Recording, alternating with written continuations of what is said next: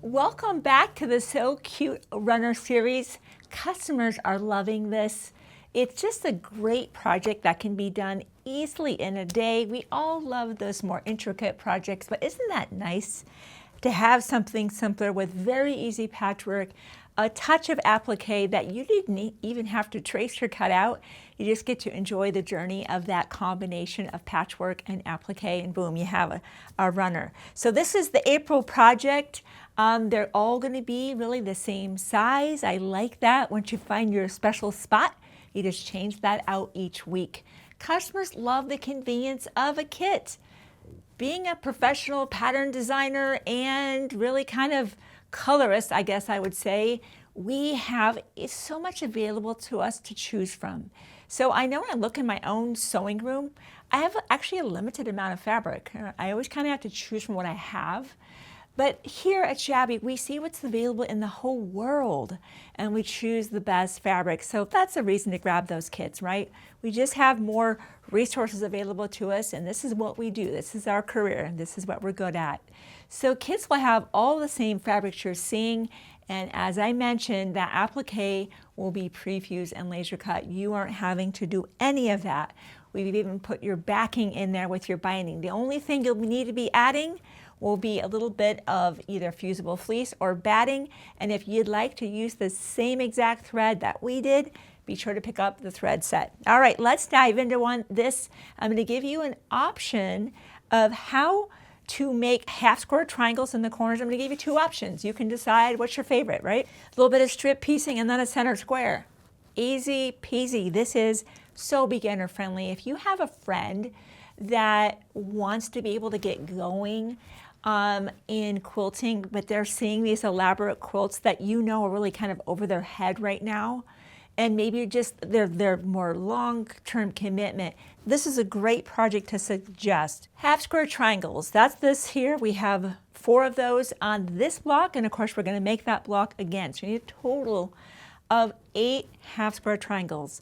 Let's look at our pattern. I'm going to tell you why the cutting instruction is what it is. It's going to set you up for using a product that we love to do here. We use this, and it's called the Star Singles. But let's talk about the cut first. Let's look at our pattern. This is from Fabric B, as well as this cute little ditzy print. We're letting you know to cut those to 6.5 inches for the HST is half square triangles. That's our nomenclature, and we have our little bit of our legend up here. WOF, of course, is with the fabric. HST, half square triangles, and RST is right sides together. So you're like, well, wait a minute. Why they have me cut that so large? Is actually to use a product called Star Singles. They're incredible. In fact, I'm going to show you that first, and then give you the alternative if you don't want to use these 2-inch Star Singles. That's a separate item, a separate purchase, and if you're like me and you love just scrappy quilts and you love to do something with those scraps, I love to just use Star Singles to turn them into new projects, right? It's kind of like a walk down memory lane. It's just scrappy. I love that. So let me tell you how that works. We've cut our fabric out. Notice we fussy cut that plaid. That's just us. We like to, especially with screen printed cottons, which these are, I don't think any of them could even be printed perfectly straight. So you, when you get your fabric in your kit, are going to line up on something and get this nicely cut. Talk about a great excuse. Let's see, those were cut to 6.5. If I had a 6.5 inch scrap ruler, in fact, I'm going to grab one here. I just grabbed one here that we use. Let me show you what I'm talking about. Look how cool this is. So let's say that you get a piece of fabric that's slightly wonky, right? Here's my favorite part. After you press everything out, you get to lay this on top, line up right along wherever it is, whatever line of plaid that is, be able to place that on there and be able to cut all the way around. That's just a bonus. Don't think you have to grab this tool. All I'm letting you know is, in order to use our Star Singles and get us set up for using that, or a conventional way to make half square triangles, we're going to cut these to 6.5 square each. For the Star Singles, we'll simply place these fabrics right side together. Our next step with our star single paper is to place that paper right on top. First thing I want to mention to you is, let's look at this right here. Half square triangle, 2-inch finished block. That's the first thing I want you to remember about star singles. And these come in various sizes. It's always the finished size sewn into the block. So what they're saying is, this is 2-inch finished, but before it's sewn in, of course, it'll be 2.5. This lets us know to cut our fabrics to 6 inches, but we like to upsize that. Why? So that we can see the paper, see the fabric all the way underneath that paper, right? If we had cut these to 6 inches square, as it mentions on this paper, it's kind of snug. I don't like that. I don't want to miss anything. So that's why we upsize ours to 6.5. Simply pin in the areas where there's no dash lines or solid lines. Then on a shortened stitch length. So let's look at this. Let's look at this numbering right here. See how this is number 1? I would bring that stitch length back to about a 1.5 and engage needle down. Come right onto, in fact, I'm going to do this. I want you to see this first person. We'll at least do some of this. There's nothing like seeing it, right? It's exactly how I would do this. I'm going to pin in those areas where I know I am not going to be sewing. So here's what we're going to be doing. Starting at my number 1, this track, I'm going to come right off the paper onto the line. Remember, I have a very short stitch length. Stop, needle down at that circle. Pivot, I'm going to go down number 2. Stop, needle down, pivot. And 3, and here, and there, and there, and there, and straight off. But let me show you that. I want you to see this. I'm going to bring the stitch length way back to a 1.5 right now. My needle down is engaged. My number 1 is right here. All right, let's get started.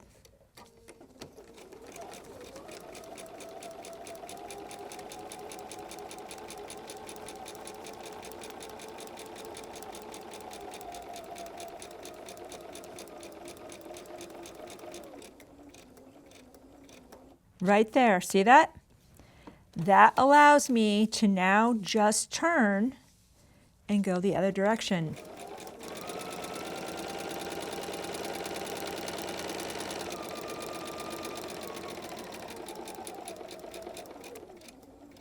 There, turn, here we go.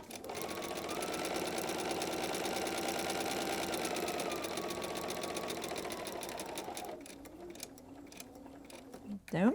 And you can see, you just continue around. It's really a lot of fun. Okay, so we'll assume I did all of that sewing and I already have one sewn ahead of time. So let's move on to the next step.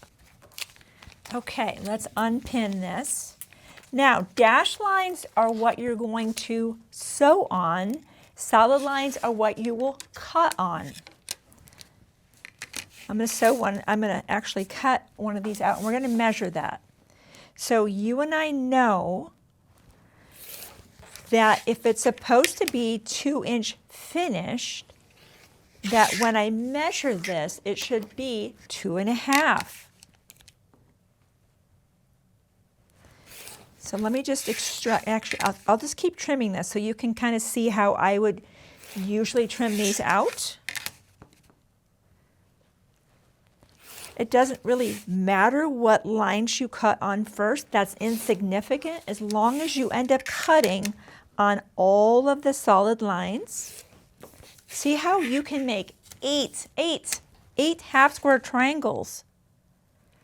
And do you realize you'll have enough half square triangles for both blocks in one sheet, right?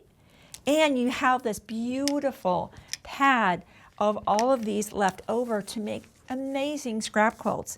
More half square triangles, pinwheels, whatever you want to do. I love star singles and I use them all the time. All right, I'm just going to cut these apart just because it's kind of fun. And then of course I'm cutting on these diagonals directly on that line. So the shortened stitch length actually did three things. adds more thread in a given distance because it's a shorter stitch length. Perforated the paper. And the third thing is, remember how I was trying to really nail that black circle, right? The shorter the stitch length, the more you're likely to get right in the middle of that. Think about it. If you have a long stitch length, like a basting stitch, you could easily hop right over that black circle. That's why there's all three benefits, right? Perforates the paper, more thread in a given distance, keeping everything stable when we remove the paper, and it helps us hit that black circle to pivot and go down the next track. Okay, so remember I said how it perforates. Look at this, listen. Boom, gone, right? Easily removing this. All right, let's look at this. I want to press this out. We're going to press toward the plaid. Then we're going to do a measurement check. One of my favorite things about star singles, I make 8 at a time. I get to sew on lines, which I actually enjoy, so precise. And then later on at this step, all I'm doing is trimming the dog ears off, but when I put a ruler on this, this is absolutely going to measure 2.5 on the mark. Boom, just like that. I don't have to trim this up. Nothing is ready to go. So this is our preferred way. We just always have these available to use. We love them for scrap quilts. We love them for organized projects and anything in between. So that's the first way to make your half square triangles. Okay. You're like, okay, I'm never going to use these half square triangles again. I don't want to buy a whole pack to use one sheet. I hear that. Here's what you would need to do instead. And our pattern guides you through this. On this page here, if using star singles, it's letting you know right here how this process works. If not using star singles, subcut the 6.5-inch squares to yield 4 3.25 by 3.25 inch squares each. Because now instead of making all 8 at the same time, you have to just make 2 at a time. You've got to keep doing this process because when we make half square triangles, we only make 2 at a time. So we have to do this once, twice, and 2 more times for the other block. So if that's you, I wanted to show you what you can expect. And I respect that decision. If you don't like sewing on paper, think you're never going to use these, and you just want to I just want to make this project before I invest in other things, I respect that. So now I've cut those down. Let's pretend I have 4 each, as I said, of the 3.25. So you'd have 4 of these and 4 of these. So here's what we would do in this instance. On the back side of the lightest fabric, you either draw a line corner to corner. This is a friction pen that I'm using. Placing these right side together with that plaid. And now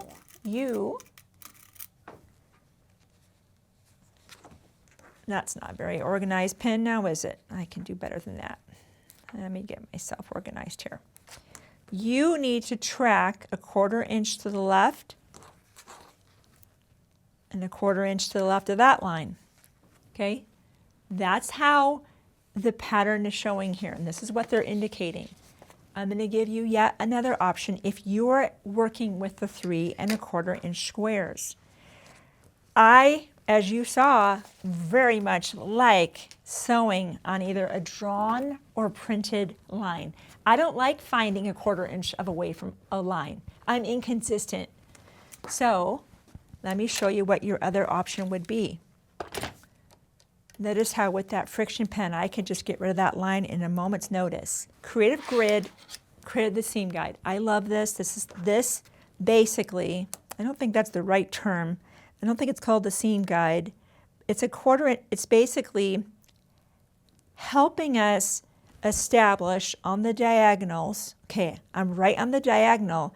And what might you guess the distance is from that to here? 1/4 of an inch, right? That's how smart these people are at Creative Grid. And this is why we use their products. Because we look smart and we have accurate blocks when we use their products. They're incredible. What did that do for me? I don't have to find on my own 1/4 of an inch away from that line. I just now sew on the drawn line, and that's what our team did. We use this technique. If we're not going to use star singles, we're doing this absolutely every time. And this is slightly oversized, so of course we just sewed on our drawn lines, and now we'll cut diagonally. These are oversized, so in this instance, I'm going to press to the pink. Let me get things out of the way because I know what's coming up next. We have slightly oversized this for you so that you don't have to be perfect on the patchwork. Creative Grid, as you saw, creates the 2.5 inch little ruler here, as cute as can be. I'm going to lay this exactly on that seam. And I'm placing it so that I get to trim around all 4 sides of that. Don't place that in the corner and trim only 2 corners. No, the whole point of trimming is to trim around all 4 sides. So there's not a lot to hang on to because it's such a little thing here. But if you press down, there is some grip. That's kind of the signature uniqueness of Creative Grid. Notice that I'm using my spinning mat for safety, to always be rotating that mat in a safe and comfortable, natural position for cutting. And then we're going to look at this.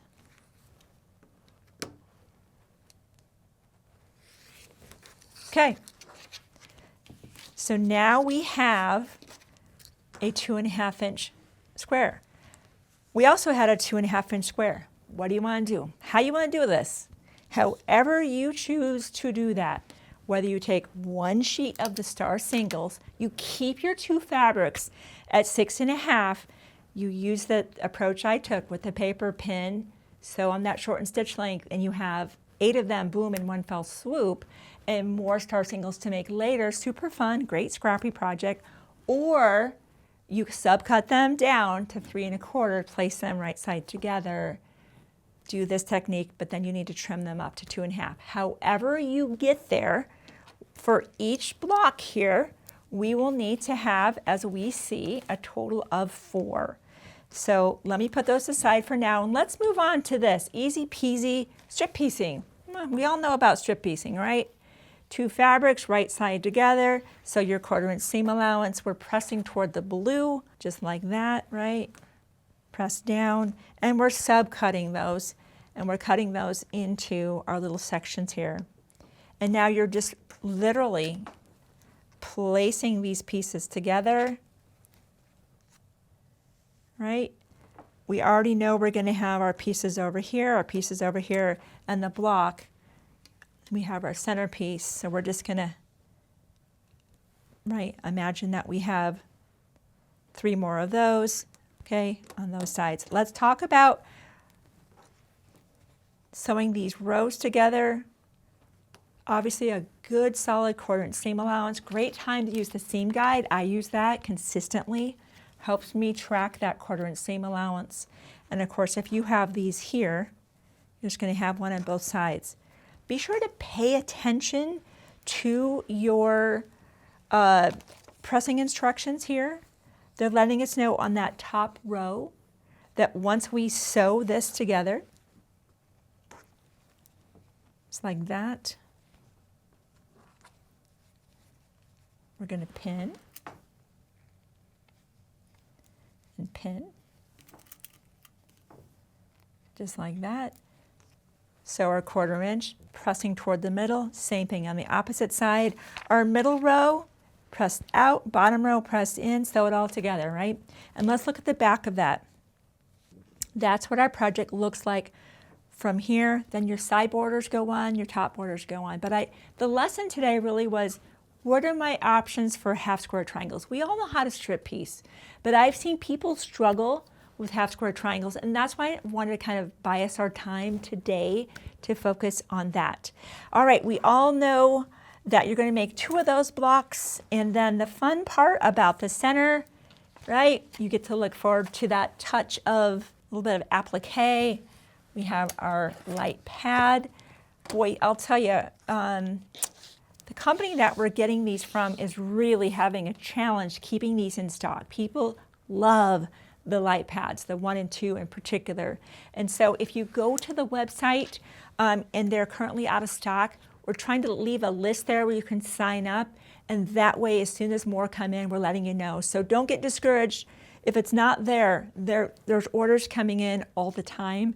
But it seems like the sooner they get it, no sooner get them in, and people are buying them all around the world. So people have figured out this is a pretty cool thing to have. You see me do this here in the last couple of videos. Super fun. We get our background fabric, of course. Just a reminder, the easiest way to release the fusible webbing here, isn't that nice? You didn't have to cut that, and we did that for you, is just give it a good crease. Notice how it just immediately releases. We're really done with our spinning mat. I'm going to get that out of the way so we can kind of bring this front and center. As a reminder, my configuration is exactly this. Light pad, wool pressing mat, iron. If you were left-handed, I would put this over there and the iron over there. But this is the flow, because remember, we cannot iron directly on our light pad. Can't happen. Has it been tried? Yes. Has it been tried by me? Yes. Let's just say it didn't end well. Okay, I completely forgot. I was so excited. Okay, we place our shapes on. You've seen me do this. How fun is that, right? You didn't have to go buy heat and bond. You didn't have to do any of that. You can really put these eggs wherever you want. I think we have them all shown as laid out. Let's see here. How do we lay all these out? I think like that. It's just fun, right? Put them wherever you like. If you've got kiddos that want to help out, maybe they have a different combination in mind. Let them help. I remember when my mom used to make clothes, she didn't let me touch the machine, her sewing machine, but she let me push on the pedal when she needed to wind a bobbin. I thought it was the coolest thing. So I was kind of down below her table, and I got to press on that and wind a bobbin. So I think that just the excitement and possibility with being a maker begins when our kids are little, because they want to do it. They want to participate. So let them help. How fun is that? How fun is this? Take it here. You can either just leave the paper or just slide it out, and you've seen me do this. I let go, right? Just let that be in position, 5 to 6 seconds. Move it to another section. Remember that heat and bond light will release. If you throw this in the washing machine after you put this all together, if you don't stitch this down, it's not going to end well. This could come apart. So remember that the heat and bond light is just to get everything down temporarily, and then that's when the beautiful thread set comes in. Let's look at how pretty this is, right? Just look at all these beautiful colors. You know, a lot of times when we do patchwork, which we do a lot here, we're using white, gray, or black. It's rare that we get to just enjoy using the beauty of all of these colors. So take advantage of that. That's what I love about this series. Just a little bit of patchwork, very beginner friendly, and then a fun little touch of applique, and boom, right? So as you can see, this is a great project for a beginner series. If you just now are watching this video, go back to the very first one where I give you some more tips and techniques about how to finish your entire project. Obviously, I'll just kind of briefly touch on it. You've done your applique. We wait. We don't stitch down right now the applique. Why?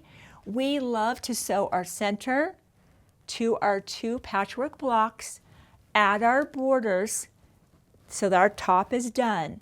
We love using our fusible fleece, iron to the top. We get our back on there, and a lot of times we'll use either a basting spray or the 505 glue stick, kind of make our quilt sandwich, and then we go in and do the stitching. Why? Because it looks so embossed, right? You're going through the top, the batting or the fusible fleece into the backing. It just makes it look more chiseled and more embossed. So that's our preferred technique, of course, and then we bind. So thank you for joining me today. This is such a fun series, and oh, there's so much coming your way. If you have not already subscribed, or maybe your friends haven't done that, this is the year. We're going to learn new things together, sew together, and let's just keep making more projects month to month. Be sure to subscribe, hit the bell, and I'll see you next month as we continue our series.